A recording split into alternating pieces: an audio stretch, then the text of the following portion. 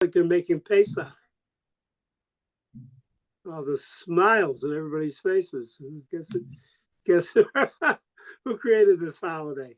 The good thing about the holiday is, occurred to me walking on, there's a deadline. If there wasn't a deadline, I'd be capturing until next Thursday. I mean, plenty of stuff to capture, and etc. So, the other question that occurred, the other question that occurred to me is, what's the heter for giving share or having share or learning on two?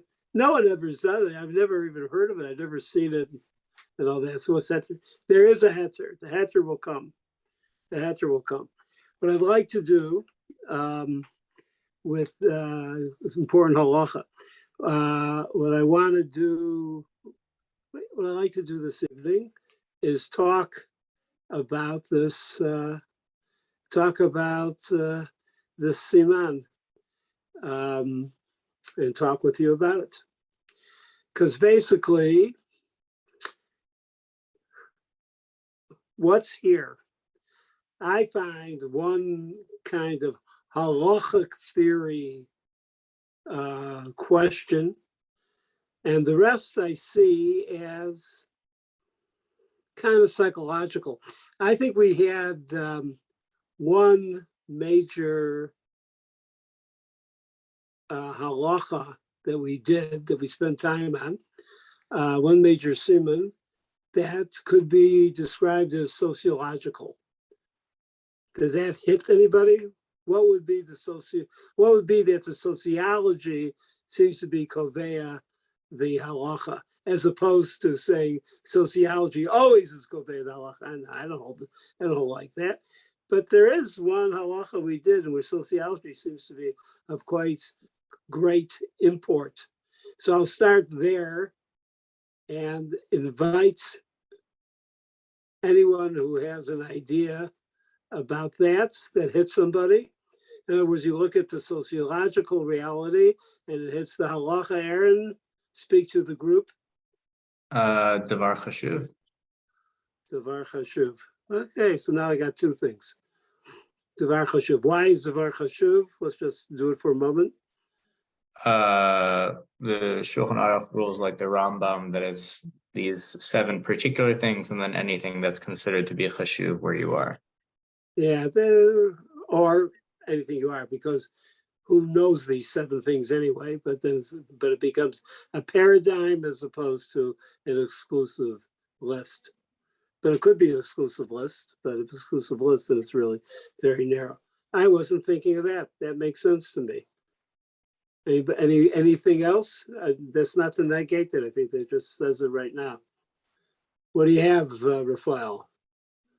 I thought about dover shebeminyan, things that how we sell or how we tend to sell things.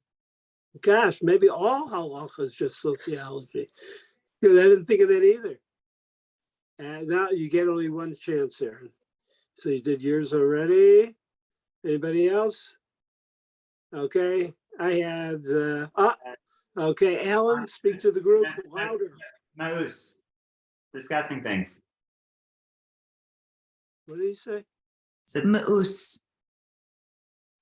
Davar maus. There's some fuzzy language All there. right. Okay. I'm a believer. Okay, Jessica.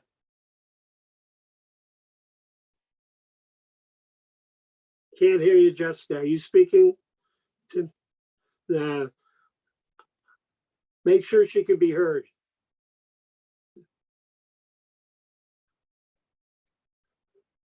I think the problem might be at her end. Oh, Bishalakum. She writes us. Bishalakum.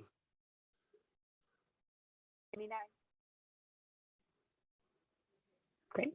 Okay. Well, this comes up explicitly here, but if we talk about like lo b'dilei in shemine.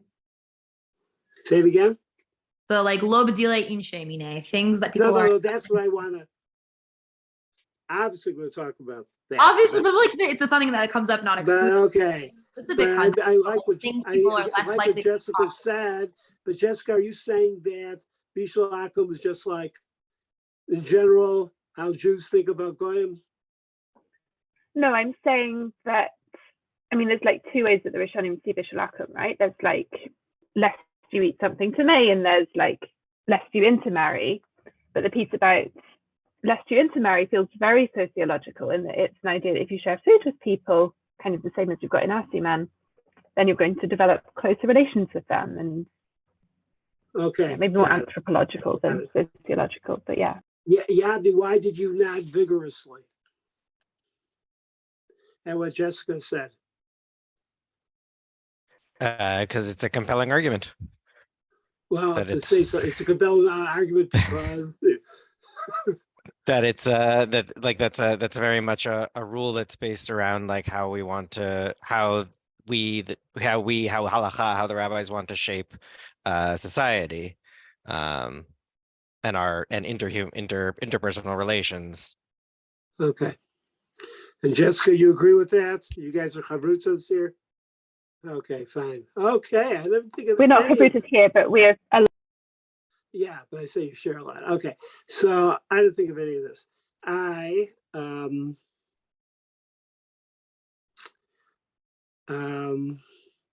was thinking Dobar Rui Liskabe, which, depends what you're eating and how you eat, and if it's too large of a thing in certain areas, then it's really disgusting. If it's not large enough, it's pitiful, etc., etc.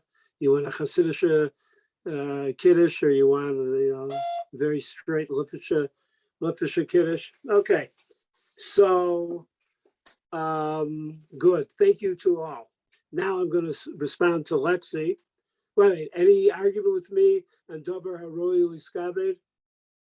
I think that's just okay. That's flat out. Okay, good. But I like the rest. And I'm going to say to you, Lexi, I think this thing that we're going to talk about is, I'm going to say it's more psychological. There's always a sociological piece, anything psychological, but how people interact with each other, that's really determines the halacha. So, having said that, I'm like always, it's out there to be thought about, and hopefully, well, whatever. Maybe I'm right. That's the hopeful. But whatever, I see it as a more psychological thing. We're going to come back to it. I want to do two things. I want to talk about, well, maybe three things. I want to have a discussion. I want to talk about, because we're about to be around the table, all of us. So I want us to get into that. So I want to talk about what would be the one real halachic issue in this siman, or halachic question. I mean, there are halachic questions, but halachic questions, maybe halachic theory. Okay, that's it. Legal theory in this siman. I think there's one question of legal theory, which is the one real main question. Then go back to my psychological termed issues, which may have a sociological part too.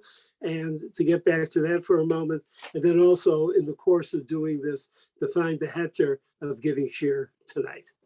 So let's start. Is anybody thinking about a halachic theory question? Okay, we'll start with Sarah. Although Rafal, you're always quick for the draw. So I noticed that your hand was up first, but I'm going to Sarah. Sarah. So one thing it seemed like was being debated was whether we think formalistically about two people's relationship to one another, and whether a hikar between them would be sufficient to allow them to eat meat and milk from the same table, or whether actually what really matters is like, what is their social relationship qualitatively? How do they actually feel about each other, as opposed to just a formalistic account of like, so are they brothers? Do they know each other? Got it. Don't say anything more. Don't say anything more, because it's too much.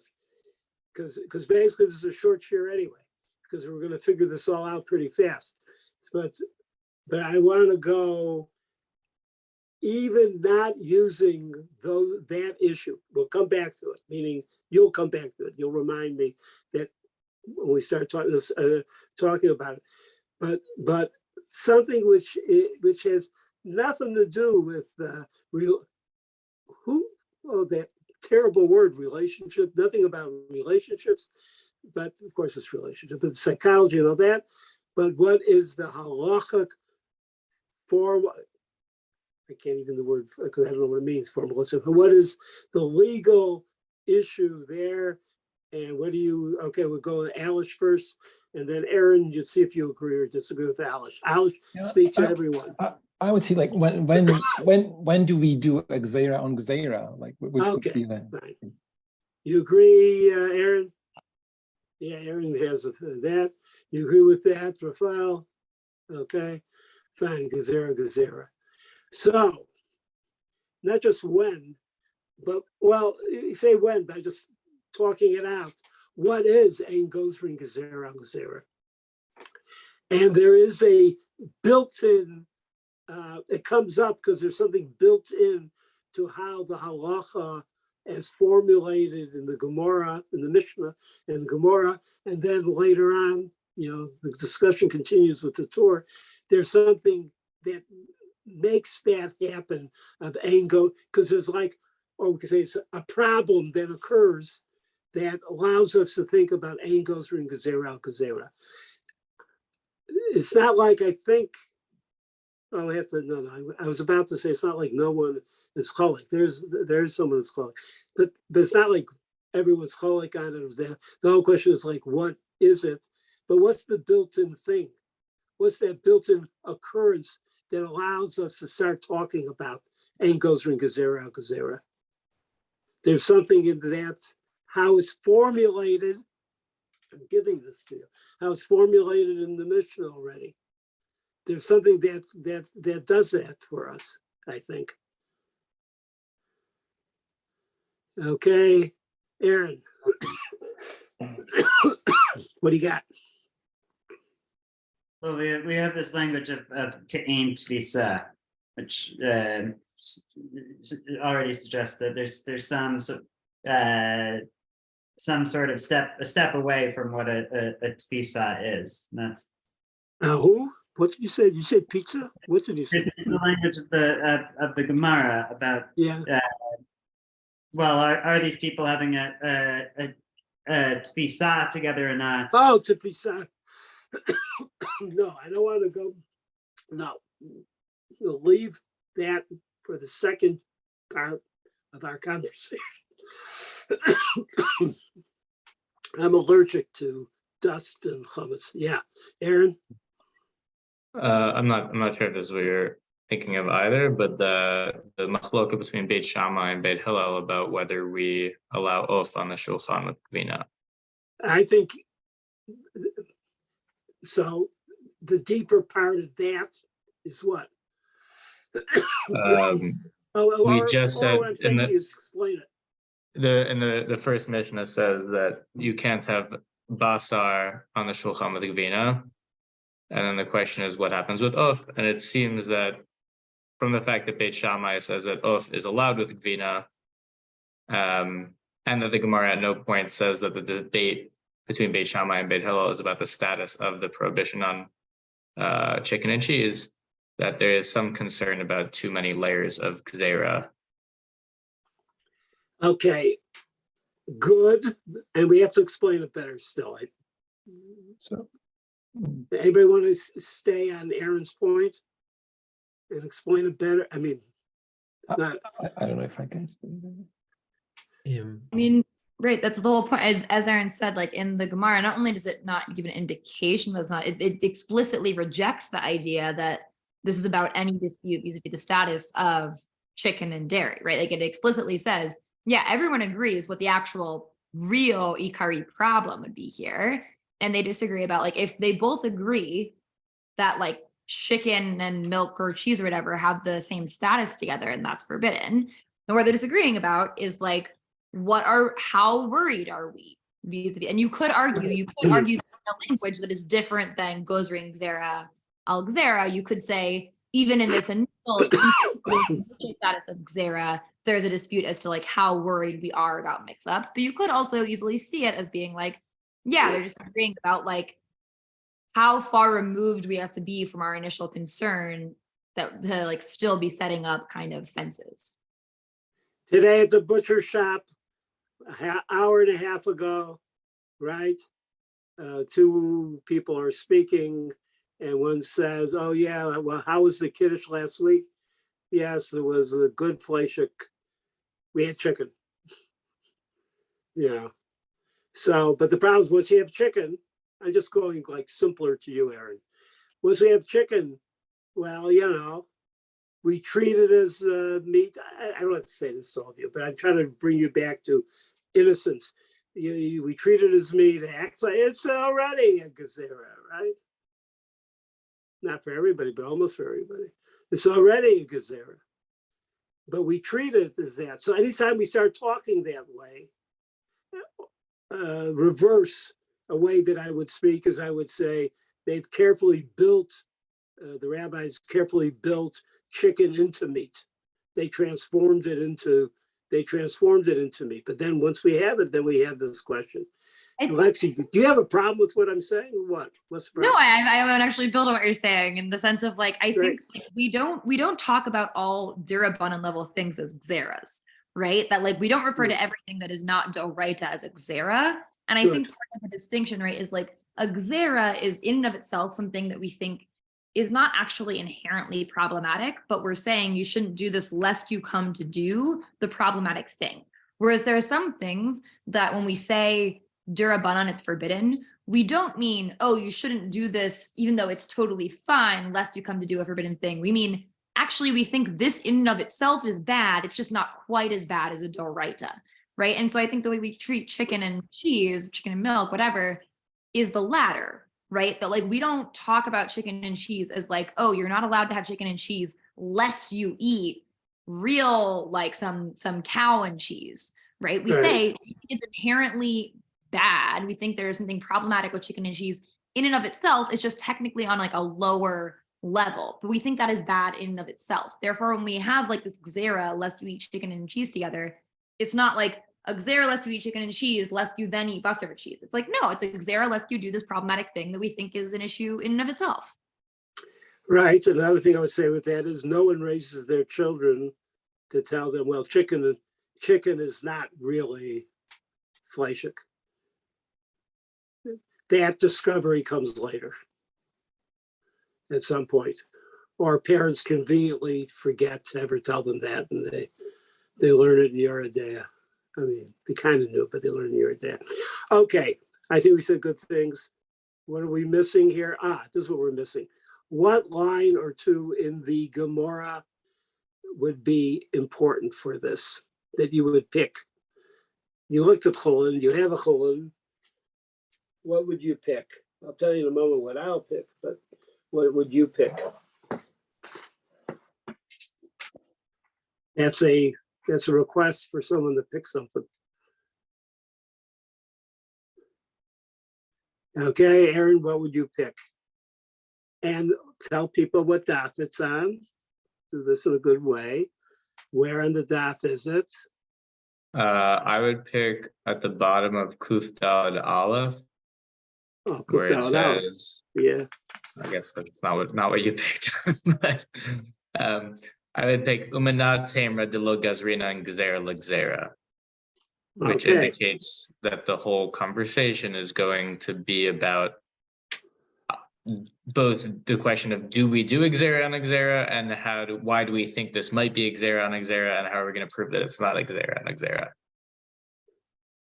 Is this acceptable? Let's spend a minute or two on this. So let's turn to Kuf Daled Amud Aleph. Right at the end. How did you start it up? The quote from the Mishnah, is that where you're starting? Basar alot. I was just thinking that one line, but yeah, we could go from the Mishnah. Okay, thank you for that. What does the Mishnah say? Basar alot. What does the Mishnah say? The Mishnah said what daf? Why? What daf is the Mishnah? The Mishnah is on Kuf Gimel Amud Bet. Okay, Kuf Gimel Mebet in the Mishnah. So recite that part from the Mishnah, please. Kuf Gimel Mebet, yeah. Kol Basar.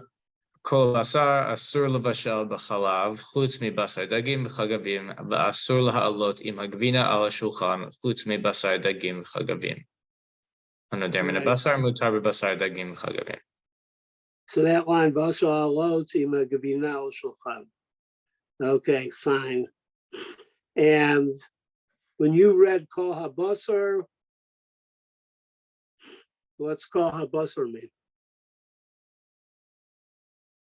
That seems to be the subject of discussion, whether kol basar includes chicken. So why don't you read Rashi? Kol basar asur levashel b'chalav da'afal gavda mar rachmana gedi hu adin l'chaya v'of u'miflag plige ba'al Afagav Domer Rachmana Gedi. I yes. want you to read it. Hu adin l'chaya v'of u'miflag fine. plige ba'al l'kaman Right. equal madam Everything we started talking about. Right. So it's already here. It's kind of here. Okay, that's not bad. So let's go back now to Kuf Dalet Amud Aleph on the bottom there. Amar Rav Yosef. Go ahead. Kuf Dalet Amud Aleph at the bottom. Yeah. Go, Aaron. Amar Rav Yosef shmamina basar of b'chalav deoraita. Ooh, wow. The Sakadatak derabanan achela gufa gzera va'anan nigzar ha'ala atu achela. Explain. What's going on here? If it were the case that basar of b'chalav was only aser derabanan, then, meaning cooking it was aser derabanan, then achila itself would also be a gzera already, and then ha'ala atu achila would be a gzera on a gzera. So we have that halachic proof, as it were. The proof comes from Ein Gozrin Gezerah al Gezerah. Therefore, this has to be a deraisa, right? But I think what also is happening in this discussion is they're really talking about the issue is that we have become convinced that in terms of practical way of acting, I'm kind of hedging here, but we've been kind of convinced that oath is Asr D'Oraisa, in at least in a functional way. Yavni, comment on this. A question on this. I'm a little confused by the logic because it seems to me like that argument you could say for the way Aaron just laid it out. You could say it for basal behema also. You could say basal behema. You have eating it, eating it cooked is forbidden. Eating it just together is right. Like I guess I see how you're laying it out, but I still see that like you could say eating it cooked is forbidden. Eating it together is eating it cooked together is forbidden. Eating it together is. We're not talking together, right? The conversation here is not about together. The conversation here is about the forbidden way of eating. I just remember they bring this up in the Gemara later. Never mind. No, you agree with me. They say you agree with me. Rabbi. Yeah. I just wanted to say a comment. Another way of reading this Gemara, I'm not sure that you have to put in the concept of Gezerah and Gezerah right away here. I think we can simply say that the Gemara is saying the Mishnah must be considering it Asur D'Oraita, in other words, must be considering chicken Asur D'Oraita, right? Because there's an Isser Bishul, and we're understanding Asur D'Vashel as different from eating, and we have a rule that anything that's Asur D'Rabanan to eat is Mutter D'Vashel. So if we're saying it's Asur D'Vashel, must not be Asur D'Rabanan, must be Asur D'Oraita. And it's not because of Gezerah, it's just, we're just assuming that the Mishnah is understanding that it's Asur D'Oraita. And to- Rav Yosef holds what? Based on what you just said? Explain Rav Yosef. Rabbi Yosef where? Rav Yosef here. Shema Mina, Basar Opachov, Deoraisa.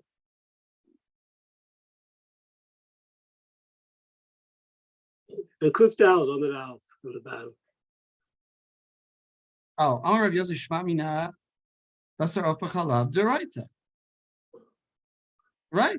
The Isach. No, I'm talking about the right. That I'm not. You're right. That I agree with. The first part of the Gemara I was talking about. Okay, all right. I was talking about that. I agree with the first part of the Gemara. The second part of the Gemara is for sure Gezerah Gezerah. That's what it says. But I was saying the first one is Ha Of Aser B'Doraita. Come on. That I was saying could be a different reading. Okay. It could be a different reading. Okay. That's what I'll say. But you catch what I'm saying. Yeah. The bottom is for sure Gezerah to Gezerah. Yeah. Okay, so Gezerah, and then based on that, what do you have, Joel? Yeah, no, two things, right? The first part, right? The Mishnah is hard on the first part because if we assume the Mishnah is Deoraita, the whole Mishnah is Deoraita, then the first part becomes difficult because that would assume that Of is Deoraita. And then the second part becomes difficult, even if you assume that it's D'Rabbanan, which is the solution we have, right? Then we have Zera. So it's hard either way. I wanted a sociological point is maybe the debate going on about whether or not Of is Deoraita or D'Rabbanan is a question about whether or not when the Torah says Gedi, does it mean what sociologically is considered meat? Or is there like a formal standard for meat and then there's just a Gezerah on Of, right? So if you say like Gedi just means anything people consider You sound meat, like a professor. All of a sudden, sociology is what you're studying. I don't get it. I'm out of there. I hear I will it. take it back then. Sure. Alice, what do you got? Alice, she has something. Okay, I got a different voice in the background, so I thought it was part of and it was something in my computer, but so I couldn't follow last minute. But then before reading the Gemara on Asur Le'aloto, so I thought it's just basically it's quite logical that the Isal Gadadach de Rabbanan Achila Gufa Gzeira, right? So it's like the one Gzeira is just simply eating chicken with milk, and the Hala is second Gzeira, because but as I understood it before, so it was explained, the difference was like cooking and eating, and I don't think that it doesn't seem to me that the cooking would be part of the problem here at this moment. But I just lost last minute of what you were saying. So okay. Anybody want to respond to Alice? Okay, I hear it. I hear as much as I can. I mean, when they say Basar B'Chalav, right? They say is the Oraisa. I'm saying to you, why would it not be cooking? That's the Eser. Losa Bashel. That's the Eser. And not the associated or on the side or anything else. So I think that, I don't know if I would go with you. So, okay, listen, we did enough chopping here. Aaron, continue. Where you can continue. Yeah, like where does that come from? Okay, why not? Ditnan Chalad Chutz La'aretz Ne'achelet Im Hazar Al Shulchan V'nitat L'Kol Kohen Shirtzeh. Challah Chutz La'aretz is already a Gzera, so we're not adding it. We have a Mishnah where we don't have extra stipulations on Challah Chutz La'aretz because Challah Chutz La'aretz is itself already a Gzera. So therefore, we would not take. Okay, so that's the proof. Okay, good. Amalei Abaye response. Go ahead. Bishlama. Amalei Abaye Bishlama Yashmuin on Chalad Chutz La'aretz Ba'aretz T'ikal Megzar Mishum Chalad Haaretz D'Oraita V'lo Gazrinan Ikal Mashma Mina.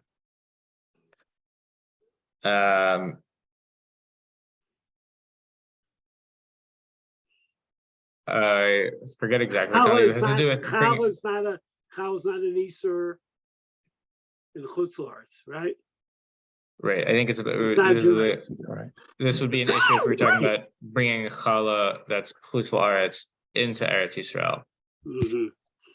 In which case we would have to have a gzera lest you come to eat challah in Eretz Yisrael, which is an issue Isser D'Oraita.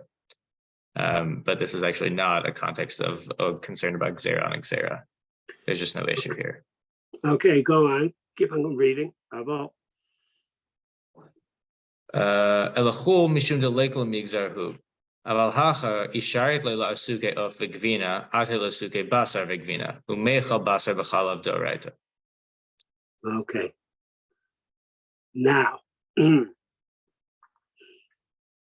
so now it's explaining what the gezerah is. So what is the gezerah here?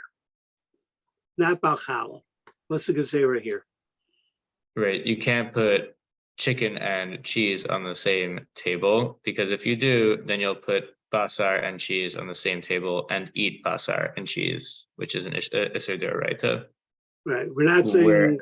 Right. We're I not saying think chicken. the Yad Avraham who read this Gemara is saying that what this is pointing out is that Ha'ala and Achila are actually the same Isser when it comes to. So it's one act.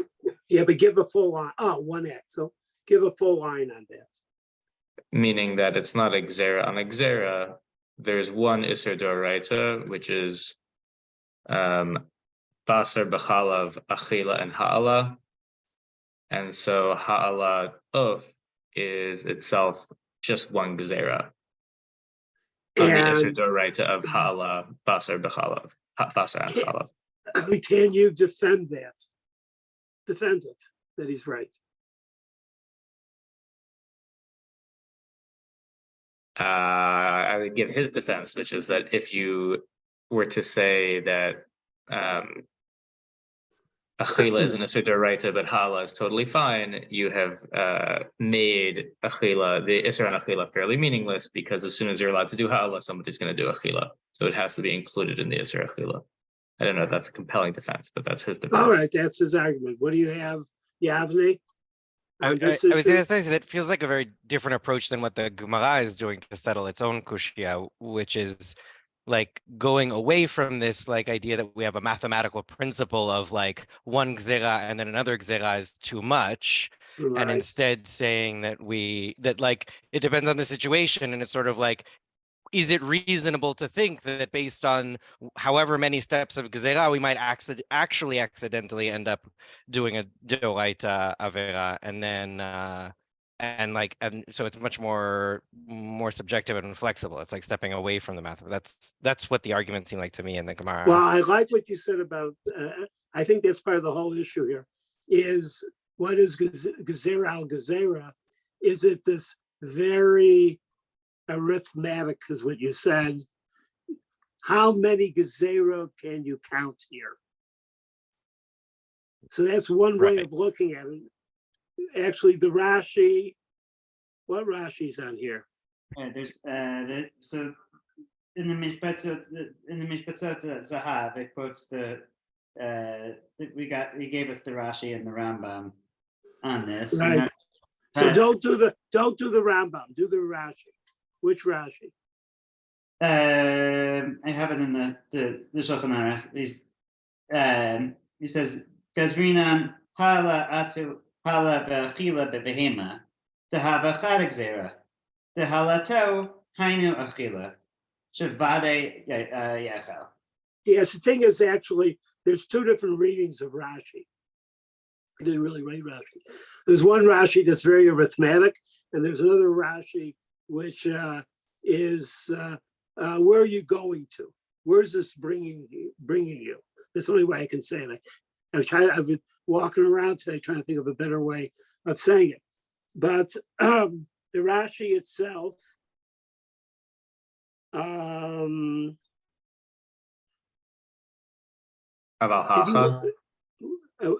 which Rashi do you have? Avahacha? Yeah, read it. Who said it? Whoever said it, read it. Avahacha. Avahacha afal gav deloi ba'elan lemigzar halato atu achilato. Equal megzar halato atu halat achilat basar behema. Tchimasik lahu hainu achila atil mechlin hu bahadade. Which is Okay. essentially what the Yad Avraham says, is that the Isser D'Oraita on Basar, Basar and Chalav of Achila has been sort of, Ha'ala gets rolled into it as a pseudo Isser D'Oraita. Right. It's he's chapping the basar, and then that chap, that action has the gavina there too. Because once it gets on the plate or on the table, once it's on the table, who knows what's going to happen? So it's one, I'm adding that. So therefore it's one action. I kind of saw that in the Rambam. Can we look at the Rambam in Machalot Asurot? I got it somewhere. I have it here. Yeah. Tet Chaf, right?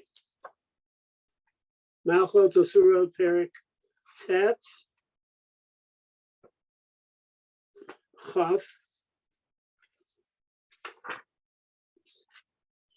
All right. Okay, before I'll read it. Usher. You have a Rambam there? I need to open it. Just a second. You have a room in your home without a Rambam? No, I have. It's right here. Okay, so go get it. We're fine.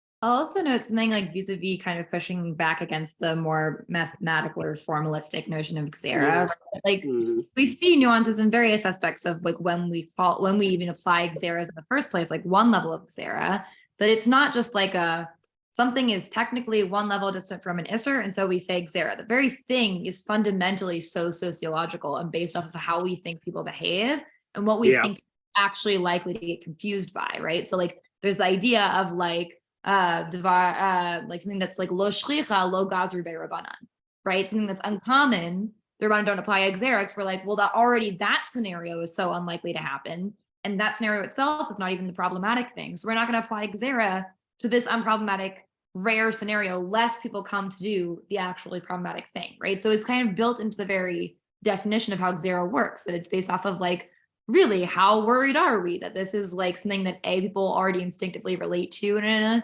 problematic way, or that it really will likely lead people to problematic action? Okay, so let's see on that basis of what you said. Let's look at the Rambam. Before, got the Rambam? Yes, Aloha. Just I can't find it. Perek What Tet Halacha Chaf. Aloha Chaf. So אסור להעלות האופן מקביל על השולחן שהוא אוכל עליו גזירה משום הרגל עבירה. שמא יאכל זה עם זה, ואף על פי שהאור בחלב אסור מדברי סופרים. So the Rambam here, Go. the Rambam here says they're gelavir, meaning he doesn't see Allah and Achila as the same thing. Quite the contrary, he says they're gelavir like we have in Zav and Zava. They're like, we don't want people to be close to Avirot because being close to Avirot generally causes you to do more Avirot. So we're trying to distance people from Avirot. It's less of a logical. Point one. Good.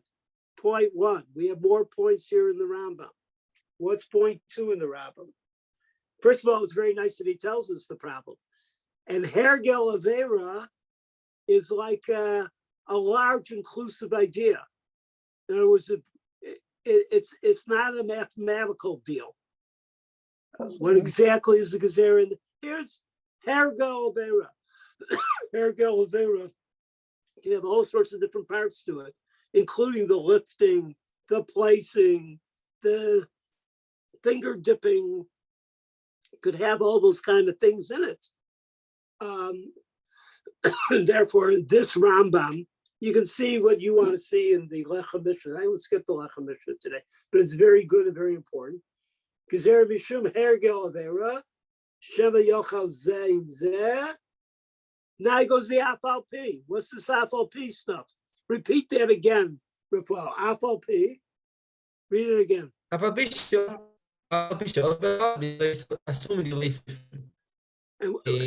So here he's addressing the Gzera problem, meaning he's saying that the shikul, the tendency to להתרחק מהרגל עבירה is good enough for us not to count this as gzeira legzeira, because we don't want you to do isurim even if there are isurei derabanan. But it's not only Isurei Derabanan. What Isur is it? It's like a double-edged sword, I think. Divrei Sofrim is always considered the strongest, I think, in the Rambam, the strongest of, and I'm curious, the Dachim, if you agree with me on this. Whenever he says Divrei Sofrim, he usually refers to a peak Derabanan, not some lowly Derabanan, a peak Derabanan. That in almost all cases, I'm not giving any other example, but in all cases, I'll just say, I'm sorry, in all cases, has that more than Derabanan flavor. I hate Deraisa. So, but it's a double edge. Afal P, even though it's only Divrei Sofrim, which also means it is indeed from Divrei Sofrim. And with that, and that is part of the raising of the status of chicken. You know, so, what do you have, Joel? So I mean, the Radbaz kind of takes that, right? We've seen this principle before, right? He says, right, Pluk to the Beisham Beitilhon, I gotta read it. This is the Radbaz on Kaf. Yeah. The Isur Basarva Os Bechalav, Midivrehem, Asu Chizuk Lidivrehem, Keshel Torah, right? So it's even it's wonderful. Read it again, but more dramatically. wow, even more than that, right? The Isur Basar Ba'of Bachalav, Midivrehem, Asu Chizuk Lidivrehem, Keshel Torah. Right, they made it as if it was a Torah, as a Deoraita. They strengthened it. So This is called transparency. It's really Drabanan, but it's Divrei Sofrim. It's something that we really need to get to. It's something that we really want to occur. And therefore, we no longer have the problem of Gezerah al Gezerah, because that first Gezerah, which you call chicken, it's not some little Drabanan. It's a major deal. And we're making a chizuk, we're being transparent about it. This Drabanan, we want it to be considered a kind of Doraisa. Therefore, there's no problem of Gezerah al Gezerah. Now, the Rabaz says this, and I'm not sure if it's exactly the Rambam's point. I think there's 2 points here. One point is Rambam's Hergel Aveira, which is kind of to say, don't be so arithmetic. That's how I see it. The other point is the Rabaz point. Thank you for bringing it, Joel. The Rabaz point, which is telling us what? The Rabaz point is telling us it's mamish. It's mamish. It's mamish. Mamish. treat it like Whatever a you Deoraita. guys, mamish deraisa. Well, it's not deraisa, but it's Divrei Sofrim. Well, it could be that the Rambam is making that active step, or it could be like Joel discussed earlier, that he's recognizing a reality, as is maybe the Gemara and Rashi, right?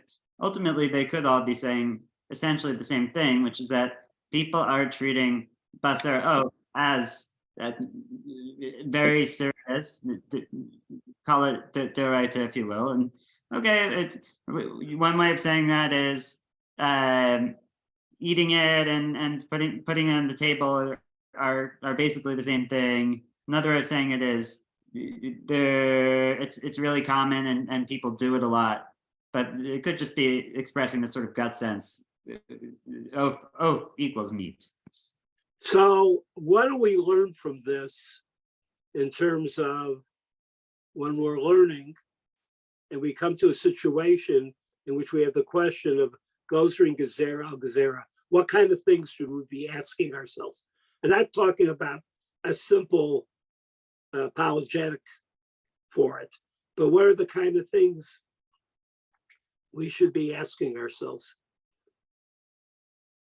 This is a real question. Okay, so Aaron, start with you. We might ask how hamor socially, morally, halachically is the first gezerah that we're talking about. If it's a very The minor status of gezerah, the then first gezerah. Very good. Status of the first gezerah. And by the way, now that I think of it, because we're talking about it, that question is not often asked. The Rambam does it. In a sense, Rashi does it. It depends how you read Rashi, but Rashi does it. The Radbaz does it. But, go back to what that gezerah is. In other words, so I need to say one more point with that. It means it may be a gezerah of such status that it allows for a gezerah to protect it. That's really what's happening. So chicken becomes such an important gezerah that it might be okay to have a gezerah to protect it. That Again, indeed goes ring gezerah al gezerah. I think that's what we were what do you saying got? earlier. I think this goes back to what we were saying earlier, right? That it's like when we say it becomes such an important gezerah that it needs a gezerah to protect it, what it comes down to is like people aren't relating to it as offense, right? Yes. People aren't relating to it as a thing that is stopping you from getting to a really problematic thing, right? That like that's when we say enough, right? When we say "Ein gozrin gezerah al gezerah," it's when the gezerah itself is something that like fine, we agree to not do it, but we don't intuitively feel that this thing is itself such a huge problem. And we acknowledge that like, we just think it's close enough to a problem that we want to avoid it, right? And then when we don't even feel like the thing itself is that much of a problem, it feels a little excessive to say we're going to take another step back. We're going to take another step even more removed from the real actual Isser, right? But like when the thing that is itself a gezerah is something that people intuitively feel is itself problematic, then it doesn't feel like a gezerah al gezerah, right? This is just the first gezerah. This is the first thing that's an actual distancing from the problem. So that would be the second question also, partially would be, is that second gezerah really part of the first gezerah? That's what I hear you saying. I think is a very good point. Okay, Joe, what do you got? No, so we have a couple more points here. We're asking what are the things we're supposed to be looking at? So what do you have else?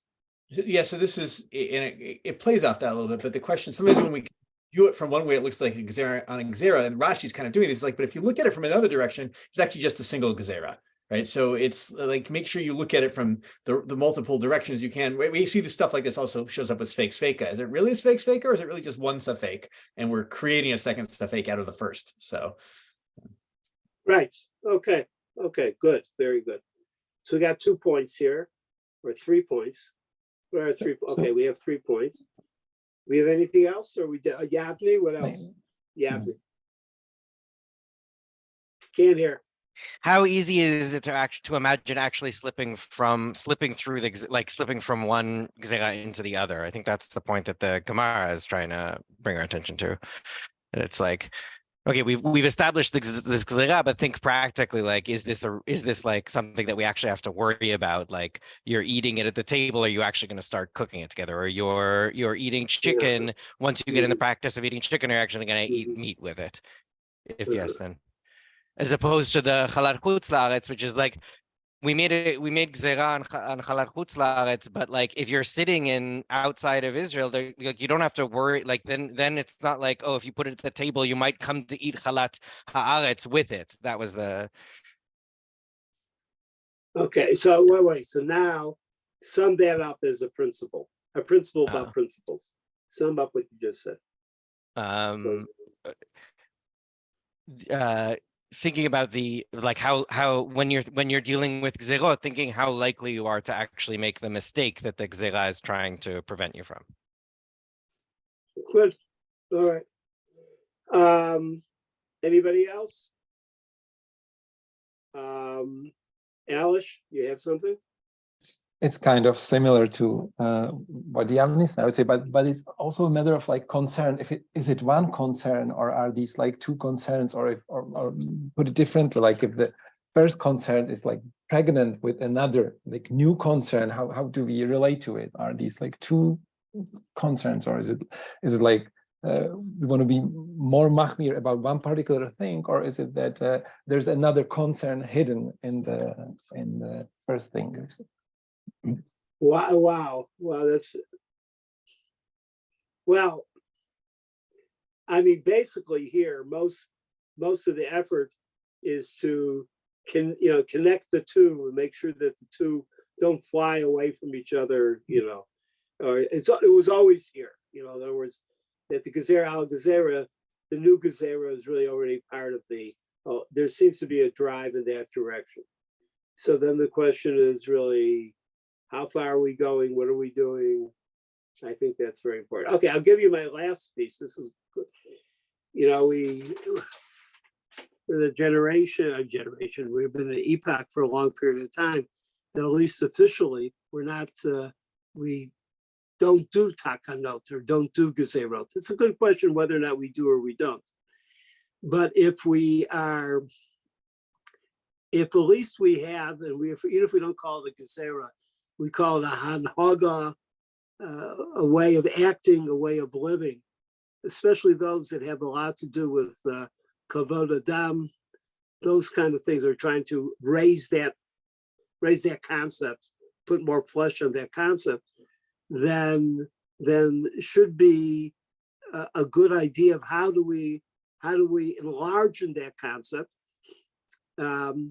because the notion of ein gozrin gezerah is a pretty good is a pretty good check on a lot of things.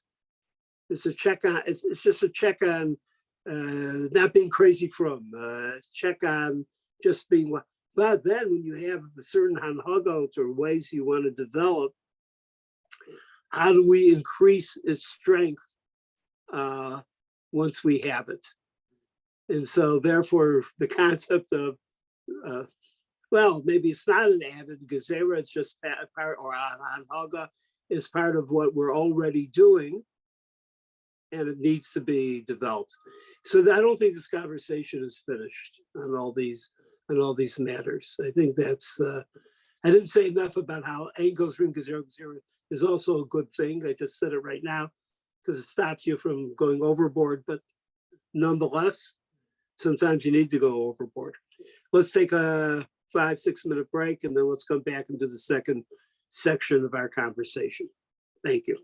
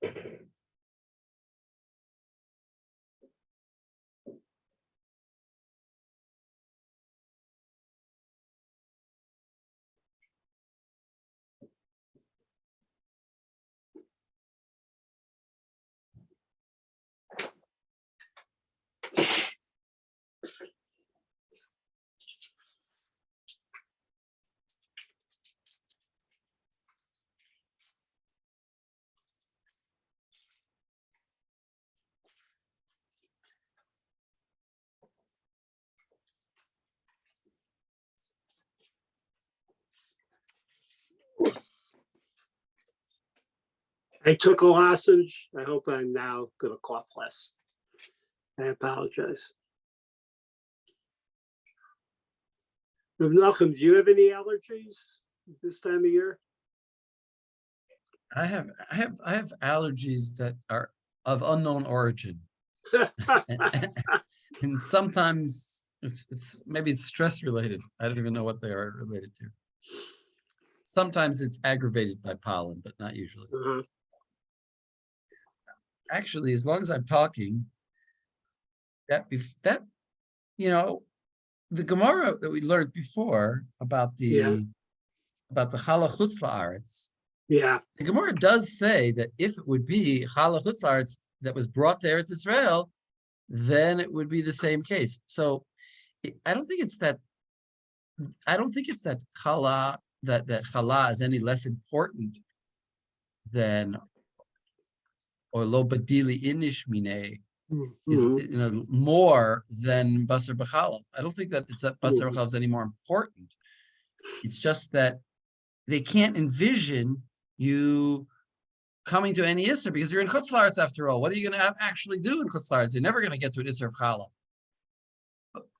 But by Basar B'chalav, you could eventually come to an Isser. Well, you're right. It's a good distinguishing because they were figuring out how many things are they keeping for Chutz La'aretz, you know. And for a while, they seems in some places they kept a lot of things, you know. Also, there is the obvious pun here inside the question of Abaye, because la suke gvina im basar v'chalav in the same table as la suke le'eretz Yisrael. Like they're asking, is it actually the same to la suke gvina? Is it that close? Very nice. Very nice. That's good. That's good. Okay. What I'd like everyone to consider right now is our second part of the conversation, which is well, it's two parts.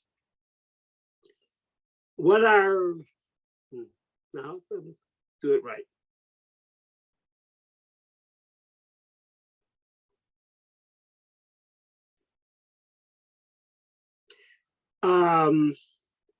What, I think this is a good way to do it right now.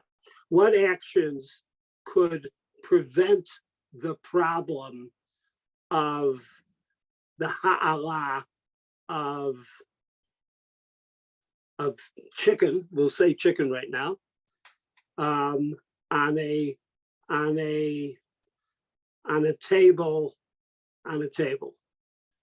So what are in all the poskim there, everybody mentions several, and I think we should just go there. What can one do to, and I'm going to start with you, Sarah, in a second.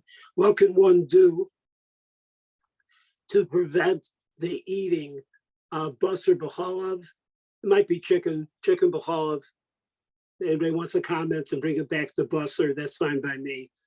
And then whether or not it's considered acceptable by others, but what's the argument that particular action would solve the problem?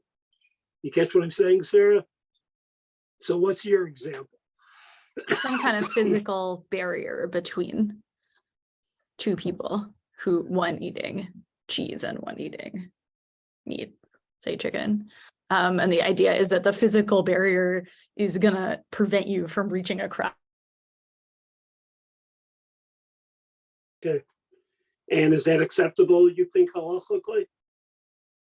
I think it is acceptable as long as the barrier isn't something that, like a loaf of bread that you're both eating from, or maybe a pitcher of water is a problem. But like some sort of barrier in general seems like it does work. Okay. Anybody else? That's great. Anybody else? The psychological barrier, if this was physical barrier, that these two people don't have anything in common with each other, so they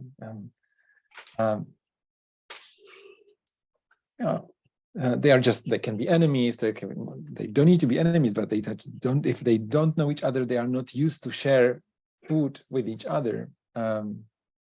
It can And also how be- acceptable is that? Yeah, I was thinking about it. I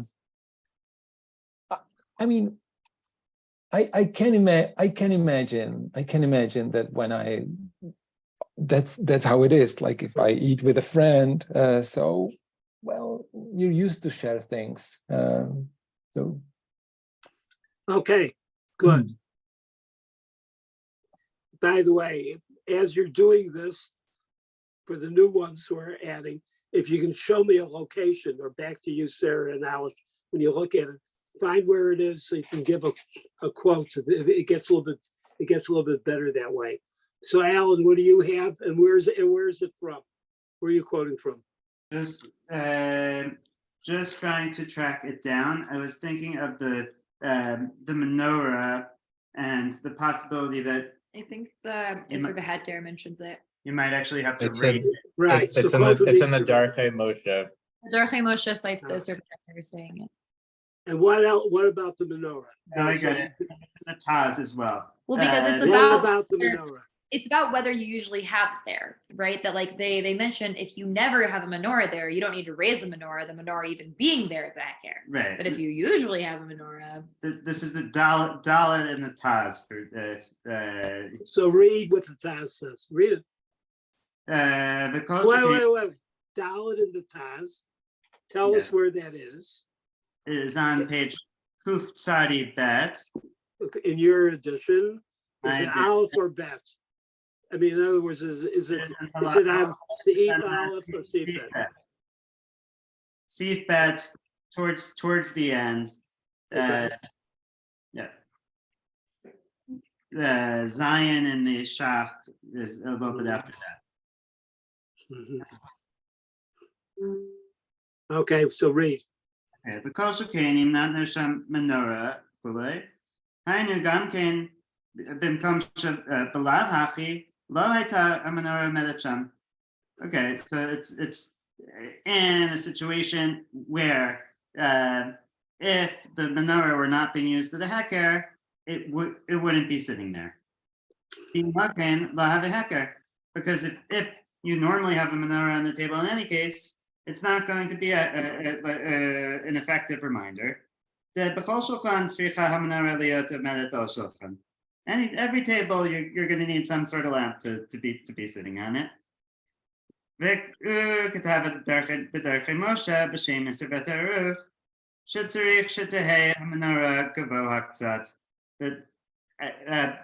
Presumably because of this problem, or maybe he's making a separate point, the menorah needs to be elevated a little bit as an extra emphasis in order for it to serve properly as a right, heker. that's part of the same. So actually, what's helped this? Part of the problem. Lexi, help me with this. So what's the definition of heker here? Heker is there's something out of the ordinary, right? There's Okay. something, again, it literally is like going to be a reminder. It's going to be something that like, you actually pay attention to, right? So if you always have a menorah on the table, a menorah being on the table in its usual position is not going to be any kind of reminder to not eat the meat that is on the other side of your dairy meal, right? But like, if you never have a menorah there, you're like, wow, why is there menorah on my table? And then you're like, oh, there's menorah on my table because there's meat on the other side of my dairy meal and I'm not supposed to eat it. Alternately, if you usually have menorah, if you like raise it, that also looks weird. That also is going to be a thing that like catches your attention and that reminds you. What other halacha has a menorah involved on the table? I mean, lighting candles for Shabbos. Niddah. That's nice. Niddah. That's sweet. And then, Hataya. but that's not what I was thinking about. What? Hakakat. I didn't catch it. Haka? Joe, what Can did you- she say? Can anyone hear me? Say it one more time, Jessica. Sorry. Hilchot Niddah, Hakakat. Right, exactly. Harchaka. Thank you. Harchaka was mentioned earlier. Harchaka. Exactly. In which case, the menorah and the Which is another It area could we be- have Gezeres it on could be a very Gezeres. nice French farce. The menorah on the table will kind of confuse people in terms of this a hacker, but for what? That's the other question. Right, exactly. Thank you, Jessica. Joel, I want to ask about the reading that Tzarich Tia Menorah Gavoa Katsat means that it's more taller than it was before. I read it as just you have to make sure it's tall enough that you recognize it, not that it's been elevated. I Okay. just the word gavoa doesn't seem to me to be a passive word for that it beyond what it was before, but I'm open to the other reading. So someone wants to- Okay. All right. All right. I'm not sure which one. Which way do you vote? Me? I think Yeah. it's a separate. I think it's that because the Darchei Moshe says or a kankan or a menorah that's gavoa kasad. I mean, I think it means not because it was usually there, but just anything you put, even if it wasn't usually there, has to also be like an eye level, shall we say, right? You know, enough that people will notice it. So again, it has to be noticeable. It has to be seen in order to be noticeable. So you have to be able to see it. So then it has to be as like out of place, as it were, slightly out of place. Okay, good. Any other examples? Aaron's example. Where is it? Tell us where we go. Sorry, Aaron. I was just gonna weigh back in on the Yeah. how tall does the menorah have to be? And Right. the Taz seems to read it the way I think it was Alan was reading it, that it actually has to be slightly elevated than it would normally be. I guess you could read the Taz reading the. Read it. It's in Daled. At the end, he says, "V'katav b'darchei Moshe b'shem Yisur v'hetaruch shetzurich shetahem menorah gavot katzat." From the context of the rest of his comment, it seems like he's saying it has to be slightly higher than it would normally be. But I guess you could read it also, even that comment the way Joel was reading it. But it's probably not so important either way. All right. So there you go. Look, they're working out the halacha. They're working out the handbook guide to stuff on the table. Also, please, in your examples, give something which certainly doesn't work. Maybe could work, but doesn't work. What other heker do they talk about? They talk about bread, right? And they say bread is only a heker, like if you don't eat from it, right? Because if Right. you eat from it, then that's just a very normal thing to have on your shulchan. No, it's not really normal. Because other achronim say it's goreng. I mean, you start dipping, Right. And then there obviously also gets into the question of like, if it's the same piece of bread that you're both eating, same thing with like the kos, there's a separate issue from a gzera of like, no, we're literally worried you're going to like get your meaty hands on this thing. But like, in general, there's also the question of like, it's not a heker if it's like, that's just an extremely normal part of your meal. Jessica, what did you just send us? Can you hear me? Yeah, I can hear you. Excellent. The Gemara in Shabbat, where they explicitly compare a niddah sleeping in a bed with her husband but wearing pajamas to Off and Gvina on the same table. Wow, that's perfect. Yeah, shakayach. Okay, It's very cool. Very cool. But do that again. First of all, I'm just impressed that somebody was wearing pajamas. But okay, that's it's true. clothes. So it's an ibailahu nida mahut shetishan imbala he bevigda v'hu bevigda. Doesn't say explicitly pajamas. You have to infer. Amarav Yosef tashma ha'of ola im hagvina al shulchan ve'eno ne'achal divrei Beit Shammai Beit Hillel omrim lo ola v'lo ne'achal shani hatam delekadeu. Okay, perfect. That's great. Okay, another example. Somebody else. Alan has another one, but what do you got? There's an interesting one that Wait. Do yours and then Sarah. Okay, go ahead. I'm sorry, Alan, go. Yes, this interesting one came up in Rabbi Akiva Eger. Rabbi Akiva Eger. And what number? Aleph. Okay, what does he say? Read him and tell us what he said. Yes, that's a very good Akiva Eger. Yeah, go ahead. Asur la'lato al shulchan.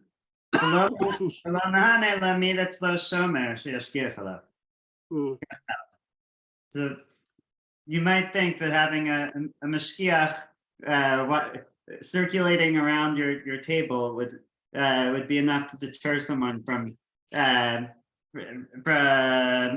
the basar v'chalav. Okay, I didn't understand. Is the mashkiach's presence that deters, or is the mashkiach fact that he does deter, that he sees things and he does stuff? I think it's like a mashkia who's like standing there to like be like, I'm Okay. gonna watch this dinner and make sure no one on the dairy side sticks their hand into the meat side. Okay. Who, Sarah, what did you have? Oh, I was going to talk about the pitcher of water. Yes, because the Kankan. Right. So at least some people seem to think that if they're drinking from the pitcher of water, that would make it not a very good heker. But then the Beit Yosef and a couple other people say that if it's a water pitcher that isn't normally there, then it's okay to drink from the pitcher and it still works as a heker. Okay, great. Thank you. Okay. Anybody else? What about the main thing? A main thing. Sorry. Someone discussed for me just the halacha for a moment of the two types of shulchanot. Just so we have the halacha down. Yes, Aaron.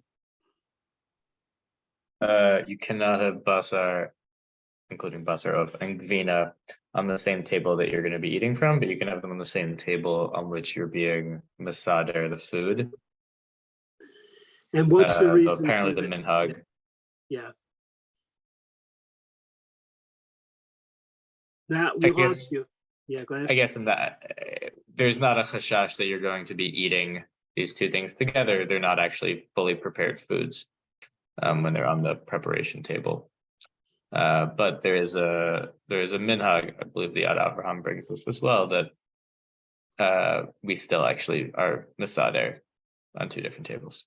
I think it's not that they're not fully prepared foods, that's not the eating place, right? Like this is the place like in the kitchen where things are like arranged before they're brought to the table, right? So it's like they might be totally ready to eat, but that's just like not where anyone is eating them. They're just sitting there to then be moved to another place, right? So since no one is eating them there, we don't really care.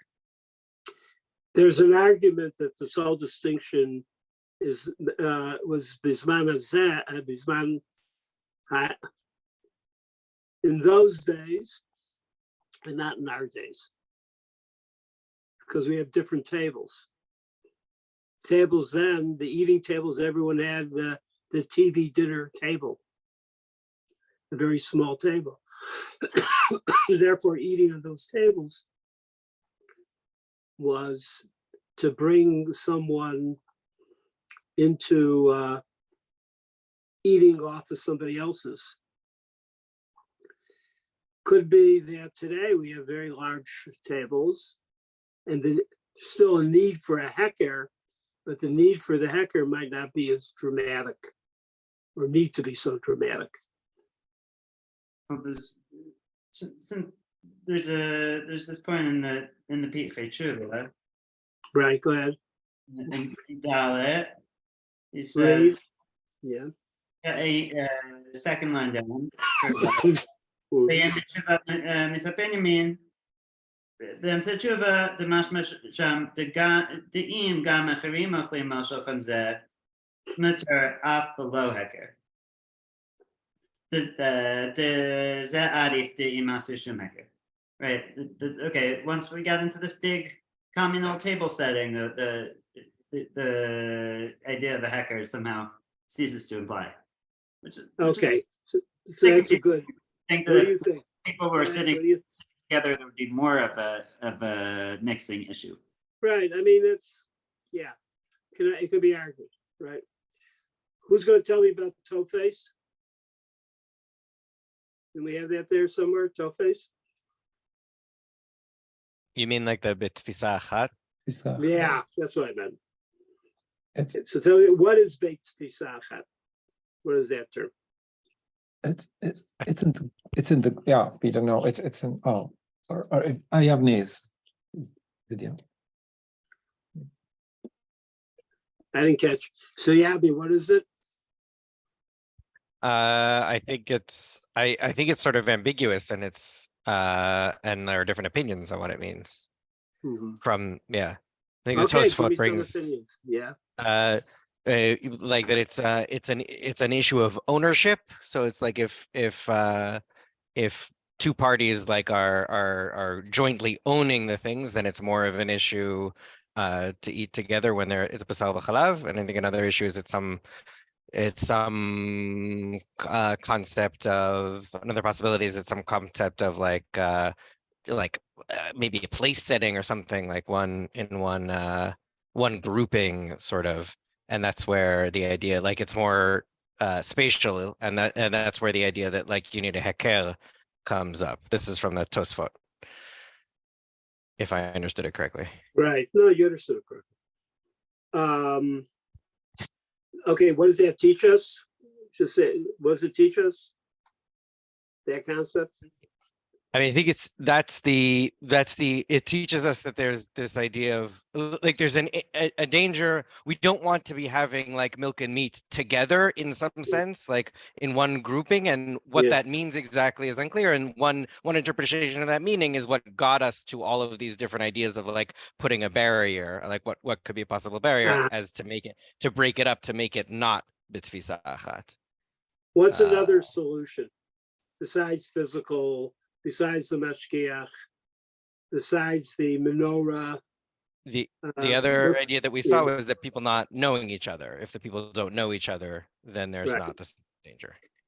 But we said about Beit Tfisa, but there's an allied concept to Beit Tfisa. What's that other allied concept? Is it? You kind of mentioned it, I think. Ownership. Right, the ownership one. That was the So how does that work out? So according to the ownership view, it's about the relationship between the people, right? So then the tfisa achat would literally be if the two people owned the food together, then it would be then they shouldn't eat it together. And then ke'ein tfisa achat becomes about like the fact that they shouldn't know each other, right? That we push it out one step in terms of the relationship, and we say like if they even know each other, then they shouldn't be eating together. But if they don't know each other at all, like two guests at an inn, then there's no problem for them to eat milk and meat at the same table together. Okay. Yes, Alan. There's another part to it, like the issue of like makpidim, like the shnei achim makpidim in the Gemara, like, which that they say basically we want one norm for everybody, like these two achim are makpidim, but we cannot say like who is makpid and who is not. So like it's basically creating one norm for everyone. Okay, good. We also missed. That's good. Also missed people having all their own their own settings. In which, well, I guess like in the cafeteria, right? Everybody's got their own tray. That seems to be the heter based on here. You have your own tray. You can sit with someone having a milchik, even though you're having meat, because you got your own tray, and that's considered to be that. That seems to be a current halachic answer. What's the one thing that no matter what? In terms of tarovis, is there any area that this is, in terms of other halachas, that this may be of importance?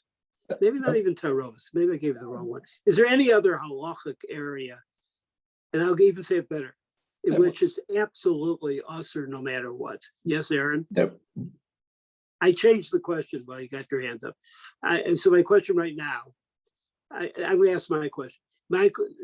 Which area in which it's never permitted?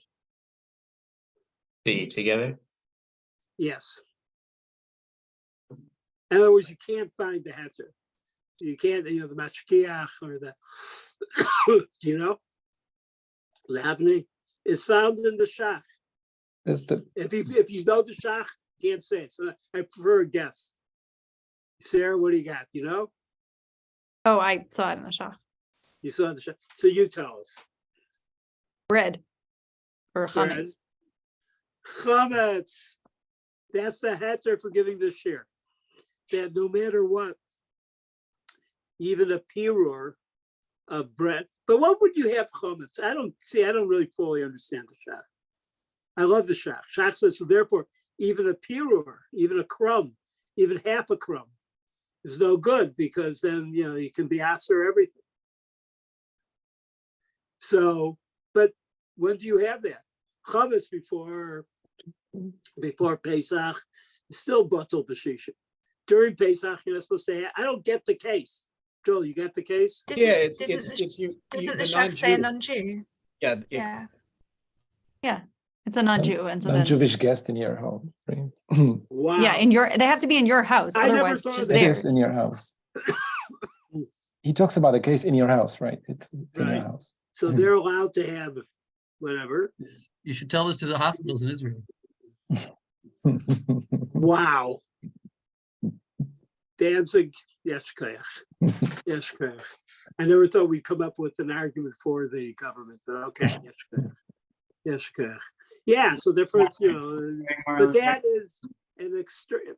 But all these that we talked about are all based on psychology or sociology, how people sit. And in terms of sociology, this past week, thinking about this year, I was at a cafe or whatever, and there were a bunch of young women, high school girls from a certain high school that I know.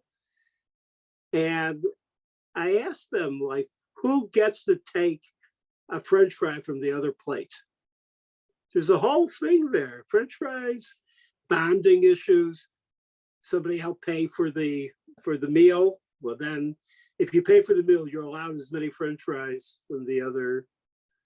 Would you take a French fry from someone sitting at the table who you don't really know well? We're not boors, you know. No, we don't do that. So anyway, that helped with that. Would help with that halacha. Okay, I think actually we did all the halachas that I wanted to do. Anything? The last one was the chametz. Is there anything that anybody knows that we should have mentioned? Something that you saw in any of these achronim? So it is psychology, how people interact with each other. Yes, Yavni.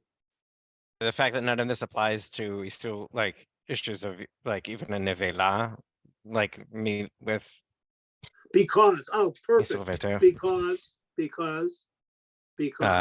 It's just That's wasn't that the that like it's bedile in shemine, like that we separate ourselves so we're not likely, yeah, something. I'll do anything for love, but I won't do that. No one's going to eat from the trays, right?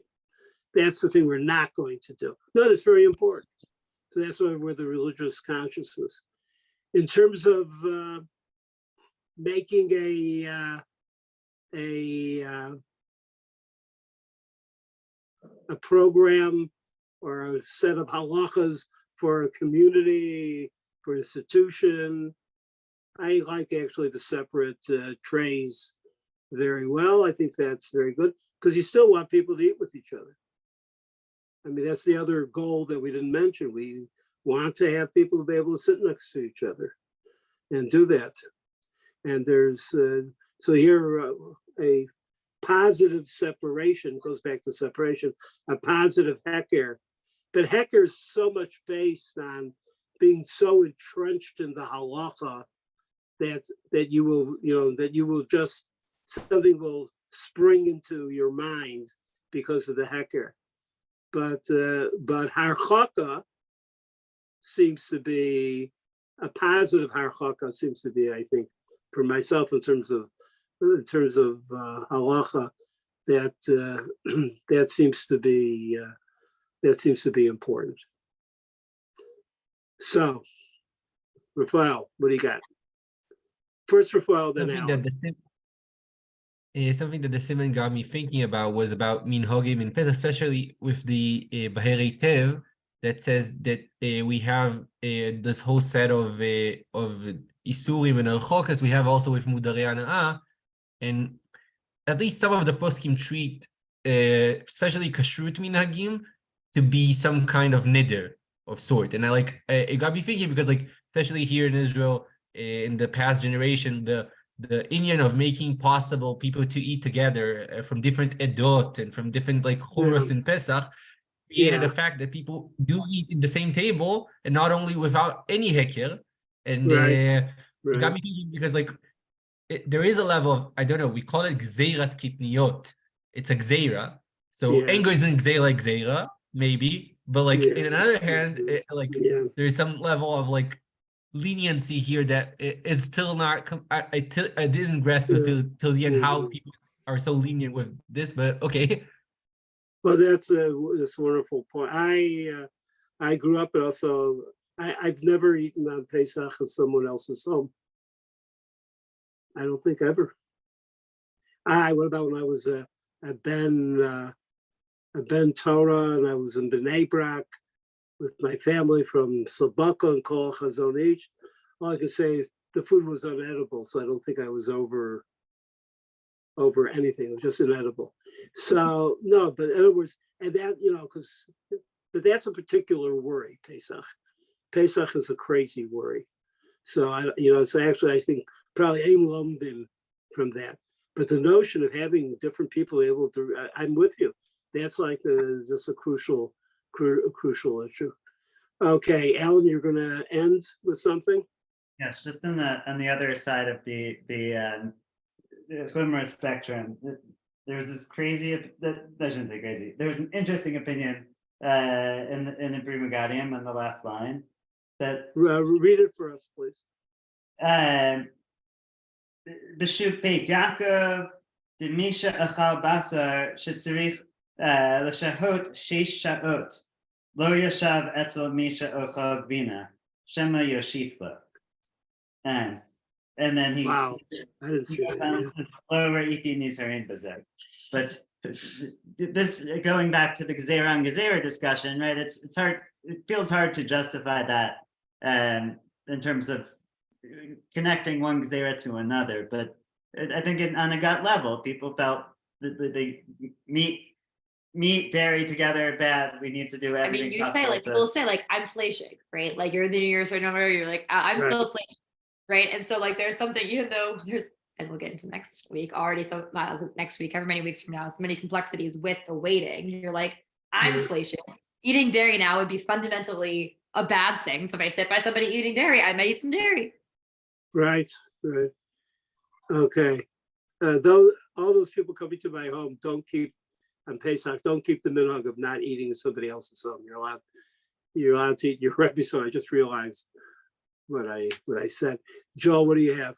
I wanted to defend the Pri Megadim for one quick second here, just in terms of one relationship with my children. I mean, I don't eat fleshich if I know they're going to be eating milchiks later, because because I know like one of my jobs is to eat from my kid's plate, and I'm just not going to think about it, and so there are those relationships where you would do that, and so you might want to be very careful. You would do what? You would do where you're not going to be thinking about the fact, oh, I ate fleischiks recently, and you just, my children have something on their plate, I'm gonna pick it up and eat it when they're not finished with it, when they don't finish it. Yeah. So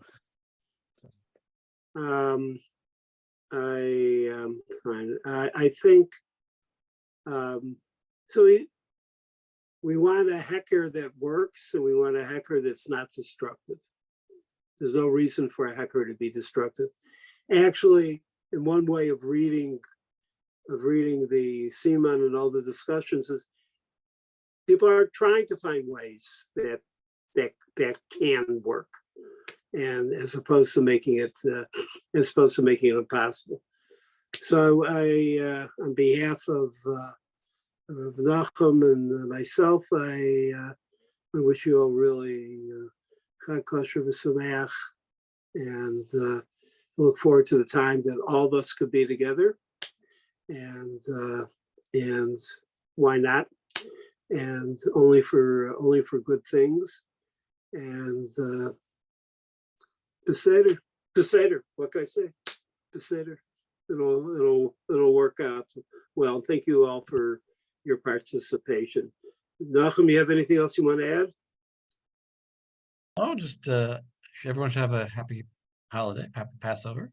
I once heard from an old lady, you should have a Zisen Pesach. I don't know why she said that. It's a sweet Pesach. So you should have a Zisen Pesach. Okay. Wonderful. Okay. Next week we're off. Next week we're off for Pesach. 1 week off. Okay. 1 week off. 1 week off. And sometime like hopefully about a week before, 2 weeks from now when we learn, presumably, I think Alice and I are teaching the next one, so we'll send sources. Excellent. Excellent. So